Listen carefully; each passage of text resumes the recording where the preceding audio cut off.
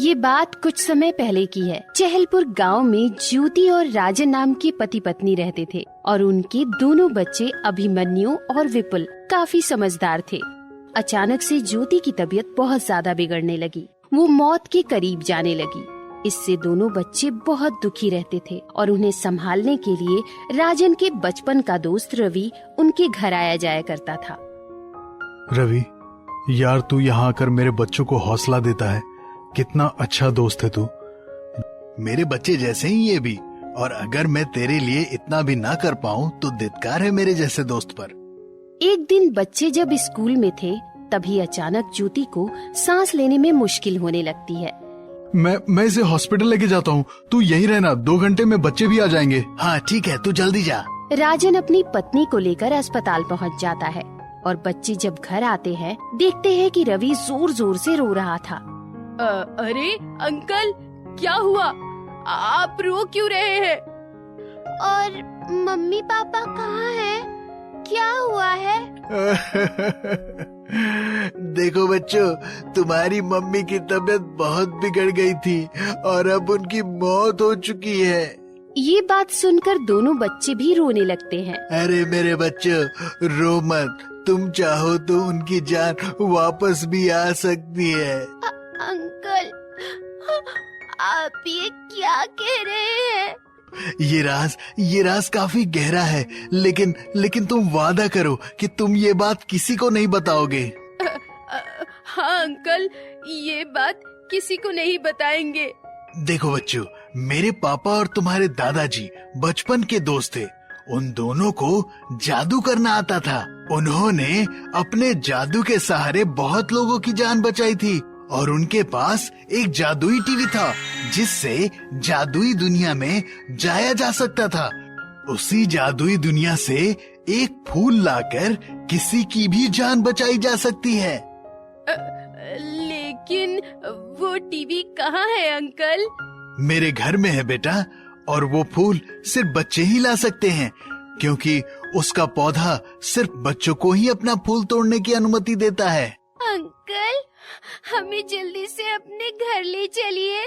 रवि उनको अपने घर के स्टोर रूम में ले जाता है और एक बड़े बॉक्स से हरे रंग का टीवी निकालता है। लेकिन इसमें तो कोई तार नहीं है, ये कैसे चलेगा? 3 बार कुकू बोलने से ये टीवी चल जाएगा। चलो बोलो, कुकू कुकू कुकू। तभी उस टीवी में से एक सीढ़ी बाहर आ जाती है और दोनों लड़के उस सीढ़ी से चढ़कर अंदर जाने लगते हैं। दोनों टीवी के अंदर एक जादुई दुनिया में पहुंच जाते हैं। तभी वहां पर एक पीले रंग की गिलहरी आ जाती है जिसके पंख लगे हुए थे। वैसे आप बच्चे यहाँ क्या कर रहे हैं? क्या मैं जान सकती हूँ? मेरा नाम कुकू है। वो दोनों बच्चे सारी बातें कुकू को बता देते हैं। तभी वहाँ पर एक शेर आ जाता है। तुम लोग पीछे हट जाओ, बिल्कुल भी मत डरो, मैं इस शेर से निपट लूंगी। अरे कहीं आपको चोट न लग जाए। कुकू, तुम इन बच्चों को जाने दो, तुम ये सही नहीं कर रही। तभी कुकू अपने जादू से उस शेर को भी एक बड़ी जंजीर से बांध देती है और उसका मुंह भी बांध देती है ताकि वो बोल ना सके। तुम्हें शायद नहीं पता होगा कि यहाँ पर एक महान राजा रहता है जिनका नाम है सोनक। वो फूल भी उसी के पास है। तुम चाहो तो मैं तुम्हें उनके पास ले जा सकती हूँ। अरे हाँ, आप हमें उस राजा के पास ले चलिए, अभी के अभी। दोनों बच्चे कुकू के साथ सोनक के महल में चले जाते हैं। जैसे ही महल का दरवाजा खुलता है, सामने काफी बूढ़ा शेर अकेला बैठा था। उसका रंग काफी सफेद, बाल लंबे थे। यहाँ तो कोई भी नहीं है। डरो नहीं बच्चों, मैं यहाँ का राजा हूँ, तुम्हारी मदद करूँगा। बताओ क्या बात है? दोनों बच्चे राजा को सारी बात बता देते हैं। बस इतनी सी बात, कल तुम्हें फूल दे दूंगा। रात के वक्त फूल मुरझा जाते हैं, अभी तुम आराम कर लो। लेकिन विपुल को राजा पर शक हो रहा था, इसलिए सच्चाई का पता करने के लिए वो आधी रात में चुपके से राजा के कमरे के बाहर जाकर बातें सुनने का प्रयास करता है। कुकू, तुम जैसा बेवकूफ जानवर मैंने आज तक नहीं देखा। मैंने तो वही किया जो आपने चाहा। आप हर वक्त मुझे जलील करते हैं महाराज। जुबान बंद करो वरना तुम यही नष्ट हो जाओगी। असल में राजा बहुत दुष्ट था और अपने फायदे के लिए लोगों की जान लेता था। सिर्फ 2 बच्चों का क्या करूं? कम से कम 3 इंसान होते। तीसरा ना आया तो तुम्हारी खैर नहीं। माफ कर दीजिए महाराज, मैं ले आऊंगी और आगे से ऐसा नहीं होगा। जब विपुल ये सारी बातें सुन रहा था तो वो ये देखता है कि टीवी के साइड में एक बहुत सुंदर फूल रखा है और बार बार राजा फूल को देख रहा था। वहीं कुकू भी राजा से नाराज होकर गायब हो जाती है। तो विपुल जल्दी से अपने कमरे में जाता है और अपने भाई को उठाकर वहाँ से भागने की कोशिश करता है, लेकिन तभी राजा को ये भनक लग जाती है। तब तक विपुल और अभिमन्यु महल के बाहर आ जाते हैं। घोड़े पर सवार एक आदमी उनकी तरफ आता है।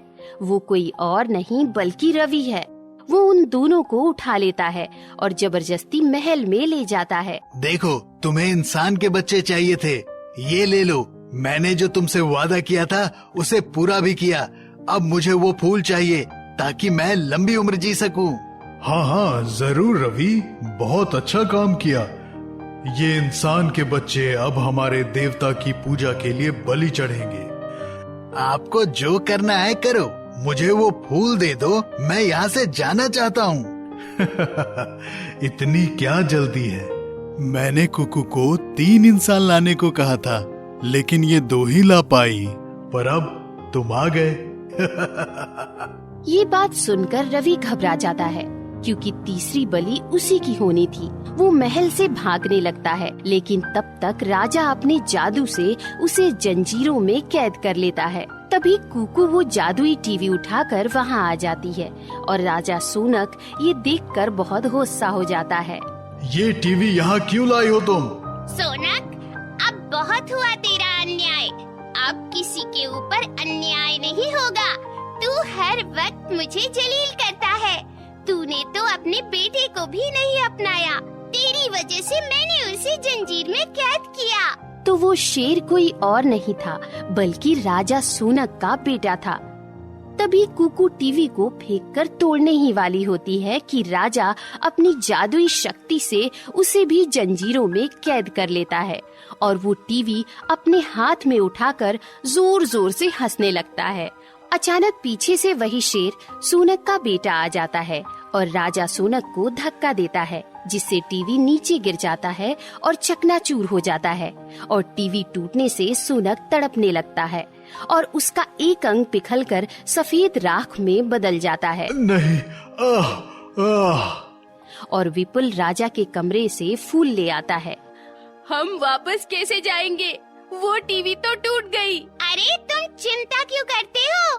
ये टीवी तो राजा का था। जिस टीवी से तुम आए थे उसका दरवाजा मैं जानती हूँ। चलो मेरे साथ। और तभी महल की दीवारें गिरने लग जाती हैं। वो शेर दोनों बच्चों और रवि को अपनी पीठ पर बैठाकर महल से बाहर भाग जाता है और दोनों बच्चे रवि के साथ कुकू की मदद से वापस अपनी दुनिया में आ जाते हैं और उस फूल से उनकी माँ एकदम ठीक हो जाती है।